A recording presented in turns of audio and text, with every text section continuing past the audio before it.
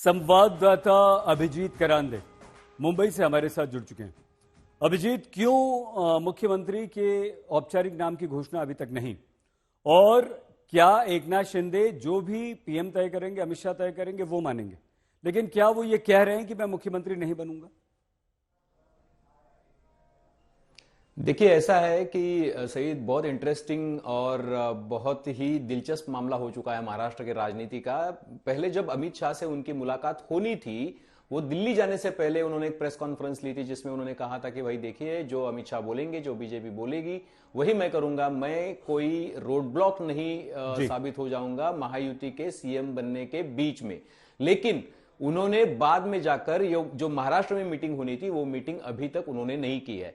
दूसरी बात यह है कि किसी भी प्रकार से उन्होंने अभी तक, आज के डेट तक, उन्होंने ऐसा नहीं कहा है कि भाई बीजेपी का सीएम बन रहा है तो मेरा उसको समर्थन है। वो बोल रहे हैं कि अमित शाह जी और मोदी जी जो भी निर्णय लेंगे उनको मेरा समर्थन है, लेकिन वो ऐसा नहीं कह रहे हैं कि बीजेपी का सीएम बनेगा तो मैं उनको समर्थन दे रहा हूं। और क्या और दूसरी बात यह है कि महाराष्ट्र की मीटिंग तो हो रही, बीच में हम पूछ रहे हैं आपसे, क्या एकनाथ शिंदे ने कहा है कि मैं मुख्यमंत्री नहीं बनूंगा? नहीं, ये भी नहीं कहा है। तो यही तो मामला है कि एकनाथ शिंदे ऐसा नहीं कह रहे कि मैं मुख्यमंत्री नहीं बनूंगा। वो इतना ही कह रहे हैं कि भाई जो अमित शाह और मोदी जी तय करेंगे वो होने वाला है, वो किसी का भी नाम तय कर सकते हैं। तो यही दिलचस्प मामला है। वो कल भी जब उनको पूछा गया है कि क्या आपका बेटा, जी हाँ, आप बात पूरी करना, लेकिन मन में आ गया इसलिए पूछ ले रहे हैं आपसे जल्दी से, क्या जो हमें दिखाई दे रहा है उसके पीछे भी कुछ चल रहा है?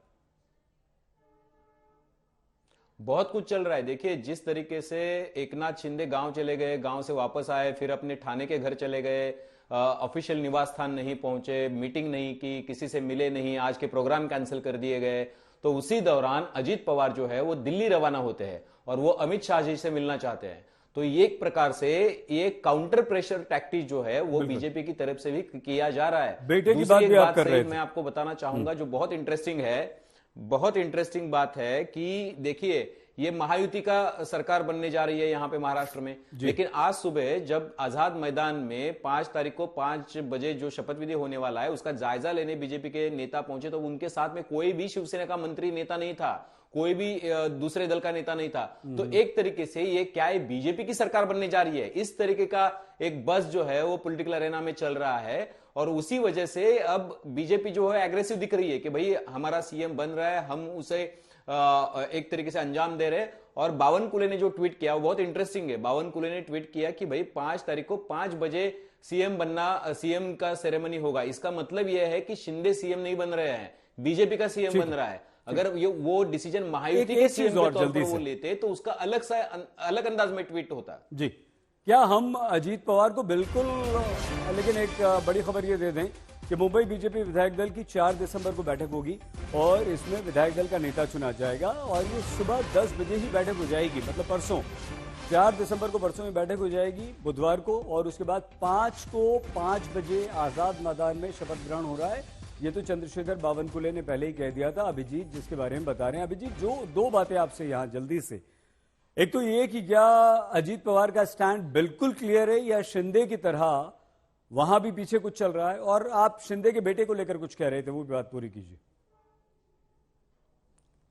हाँ, देखिए, अजीत पवार का स्टैंड बिल्कुल क्लियर है कि शिंदे, एकनाथ शिंदे से अच्छे रिलेशंस उनके देवेंद्र फडणवीस के साथ है, उनका बहुत अच्छा रैपो है, उनको उनकी बहुत अच्छी दोस्ती है। एकनाथ शिंदे से उनको फडणवीस से डील करना बहुत आसान है। जिस तरीके से एकनाथ शिंदे जी ने बहुत सारी बातें उनकी नहीं मानी थी, एक तरीके से महाराष्ट्र में जब शिंदे सीएम थे तो जाना जा रहा था कि वो फडणवीस की बातें मानेंगे वगैरह, लेकिन बहुत सारी डिसीजंस में एकनाथ शिंदे वो डिसीजन अलोन, यानी कि एक तरीके से अपने तरीके से फैसले ले रहे थे। तो बीजेपी के पलड़े में एक तरीके से अजित पवार ने अपना वजन डाला हुआ है, वो फडणवीस की तरफ है और वो सीधा सीधा दिख रहा है महाराष्ट्र की राजनीति में।